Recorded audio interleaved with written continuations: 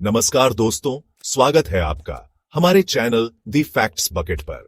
आज हम बात करेंगे भारतीय विमानन इतिहास की एक दर्दनाक घटना के बारे में, एयर इंडिया एक्सप्रेस फ्लाइट 812। ये वो घटना है जिसने पूरे देश को हिलाकर रख दिया था। आइए जानते हैं कि उस दिन क्या हुआ था, कैसे ये हादसा हुआ और इससे हमें क्या सबक मिला।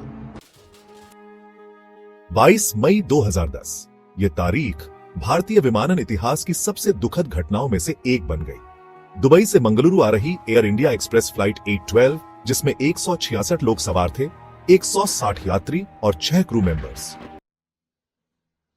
यह विमान एक बोइंग 737-800 था, जिसे कैप्टन ज्लाटको ग्लुसिका और को पायलट एस अहलूवालिया चला रहे थे। फ्लाइट 812 ने दुबई से रात 1:06 पर उड़ान भरी और लगभग 6 बजे सुबह मंगलुरु के बाजपे एयरपोर्ट पर लैंडिंग के लिए पहुंची। मंगलुरु एयरपोर्ट एक टेबल टॉप रनवे पर स्थित है, यानी रनवे एक ऊंचाई पर होता है और उसके दोनों ओर खाई होती है। जब विमान लैंड कर रहा था, तब यह रनवे पर सामान्य से आगे जाकर उतरा। लैंडिंग के समय विमान रनवे नंबर 24 पर टचडाउन पॉइंट से लगभग 1600 मीटर आगे आ गया। पायलट्स समय रहते विमान को रोक नहीं पाए और विमान रनवे से फिसलकर खाई में गिर गया। विमान में तुरंत आग लग गई और एक भयानक हादसा हो गया। इस दर्दनाक हादसे में 166 में से 158 लोगों की मृत्यु हो गई और केवल 8 लोग बच पाए। यह हादसा भारतीय विमानन इतिहास की सबसे भीषण दुर्घटनाओं में से एक माना जाता है। जांच में पाया गया कि हादसे की मुख्य वजह पायलट एरर थी। कैप्टन ग्लुसिका थकान के कारण अलर्ट नहीं थे।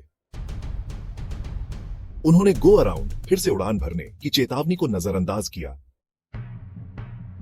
लैंडिंग के समय विमान का स्पीड ज्यादा थी और रनवे के बीच में उतरने के कारण उसे रोकना असंभव हो गया।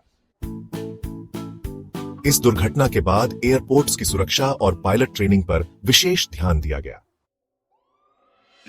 टेबल टॉप रनवे पर अतिरिक्त सुरक्षा उपाय अपनाए गए। पायलट्स की फिजिकल और मेंटल फिटनेस की जांच को सख्त किया गया। गो अराउंड प्रोटोकॉल्स पर जोर दिया गया ताकि लैंडिंग के समय कोई भी संदेह होने पर विमान दोबारा उड़ान भर सके। तो दोस्तों, यह थी एयर इंडिया एक्सप्रेस फ्लाइट 812 की दुखद कहानी। इस हादसे ने न सिर्फ विमानन उद्योग को हिलाकर रख दिया, बल्कि हमें यह सिखाया कि सुरक्षा में कोई समझौता नहीं किया जा सकता।